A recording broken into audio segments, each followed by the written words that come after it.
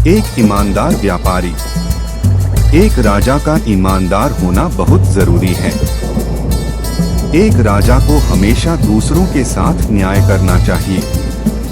बादशाह अकबर हमेशा लोगों के साथ इंसाफ करते थे और उनके पास जो भी आता था उसके साथ न्याय होता था।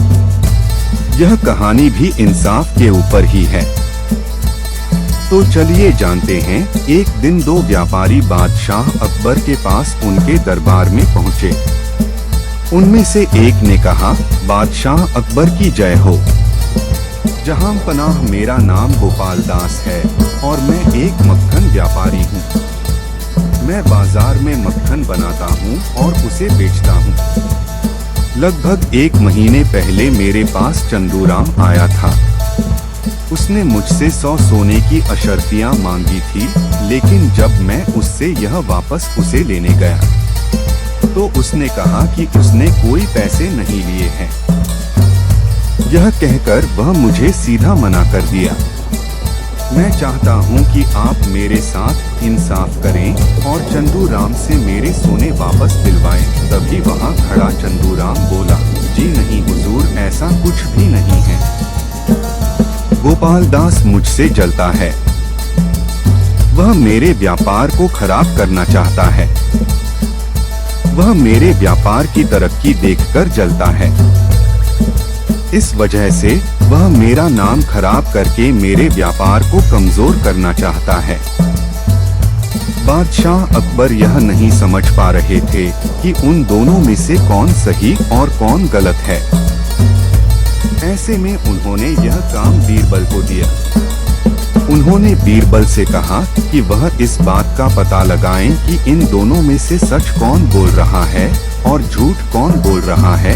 इसके बाद बीरबल ने गोपाल दास को अपनी बात कहने को कहा और उससे पूछा, क्या हुआ था उस दिन। गोपाल दास से सब कुछ विस्तार में बताओ। लगभग 1 महीने पहले शाम के समय जब सब अपना दुकान बंद करके घर वापस जा चुके थे, तब मैं भी अपना सामान समेटकर दुकान को बंद करने की तैयारी कर रहा था। तभी मेरे पास चंदूराम आया। हम दोनों में अच्छी बात हुई क्योंकि वह मेरा एक दोस्त है।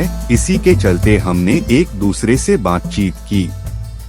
बातचीत के दौरान ही चंदूराम देव मुझसे कहा कि उसे घी के लिए कुछ पैसे कम पड़ रहे हैं, इसीलिए वह मुझसे 100 सोने की अशर्फियाँ मांगने लगा।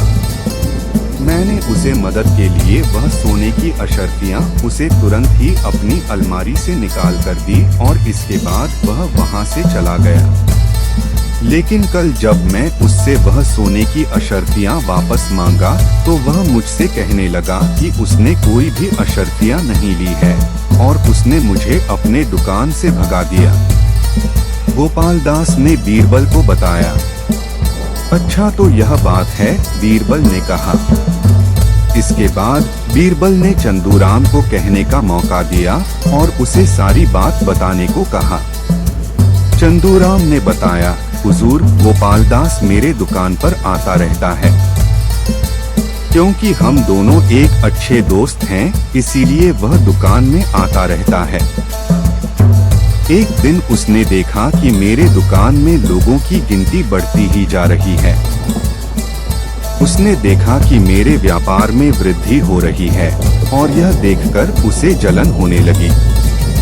उसने एक झूठी कहानी बनाई कि उसने मुझे 100 सोने की अशर्फियाँ दी है और यह बात वह लोगों को बताकर मुझे बदनाम करने लगा ताकि मेरा व्यापार खराब हो जाए। हुजूर, मेरे इसकी एक भी अशर्फियाँ मैंने नहीं ली है। दोनों की बात सुनकर बीरबल ने बादशाह अकबर से कहा कि दोनों में से ही कोई एक झूठ बोल रहा है। बीरबल उसका पता लगा कर रहेंगे कि कौन झूठा है और कौन सच बोल रहा है। यह सब हो जाने के बाद उस दिन की सभा स्थगित हो गई और सब अपने घर लौट आए। बीरबल अपने घर वापस आकर एक जगह बैठकर सोचने लगा कि आखिर क्या किया जाए जिससे कि वह पता लगा सके। ऐसे में उन्होंने दोनों के बारे में जानने की कोशिश की।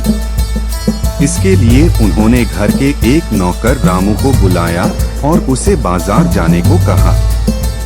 बीरबल ने रामू से कहा, रामू तुम बाजार जाओ और गोपाल दास और चंदूराम के बारे में सारी जानकारी लेकर आओ। रामू बाजार की ओर गया और वहां लोगों से बातचीत किया।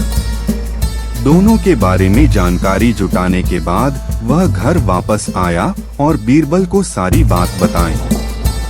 रामू ने बीरबल को बताया, मालिक दोनों में से गोपाल दास सबसे ज्यादा ईमानदार है और लोग चंदूराम के साथ व्यापार करना पसंद नहीं करते क्योंकि वह कई बार लोगों के साथ बेईमानी करता है।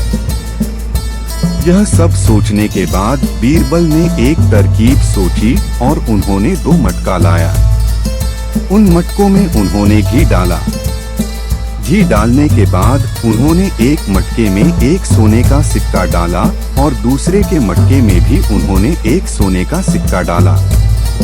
इसके बाद उन्होंने रामू से कहा, रामू तुम एक व्यापारी की तरह उन दोनों के पास जाओगे और यह घी बेचकर आओगे। उसके बाद तुम वही बाजार में ही रहना और देखना कि कौन आकर तुम्हें इन सोने के सिक्के को वापस लौटता है। रामू ने वैसा ही किया जैसा बीरबल ने उसे करने को कहा था। रामू बाजार गया और जाकर सबसे पहले उसने घी को गोपाल दास को बेचा। फिर उसके बाद उसने जाकर घी चंदूराम को बेचा। फिर वह बाजार में ही रहा। अगले दिन बीरबल बादशाह अकबर के सामने सभा में पधारे। गोपाल दास और चंदूराम भी वहां थे। बीरबल ने बादशाह अकबर को तुरंत बताया कि झूठ बोलने वाला व्यक्ति कोई और नहीं बल्कि चंदूराम है। यह सुनकर बादशाह अकबर ने बीरबल से पूछा, अच्छा अगर ऐसी बात है तो बीरबल क्या तुम मुझे यह बता सकते हो कि तुम किस वजह से चंदूराम को झूठा कह रहे हो? बादशाह अकबर की इस सवाल का जवाब बीरबल ने दिया, जहां बना कल मैंने रामू को एक काम सौंपा था और मुझे पता चला कि गोपाल दास ने मटके में रखा हुआ सोने का सिक्का रामू को ईमानदारी के साथ वापस कर दिया, लेकिन दूसरी तरफ चंदूराम ने ऐसा नहीं किया। उसने वह सिक्का अपने पास ही रख लिया। इससे यह साबित होता है कि चंदूराम एक ईमानदार व्यक्ति नहीं है। जो व्यक्ति एक सोने के सिक्के को लेकर लालच दिखा सकता है तो 100 और सोने के सिक्कों के लिए बेईमानी तो कर ही सकता है। इसीलिए चंदूराम झूठ कह रहा है। यह सुनने के बाद बादशाह अकबर ने चंदूराम को सजा दी कि वह 100 सोने के सिक्के गोपाल दास को वापस करें और उसके साथ साथ और 100 सोने के सिक्के गोपाल दास को दें क्योंकि उसने गोपाल दास को परेशान किया था।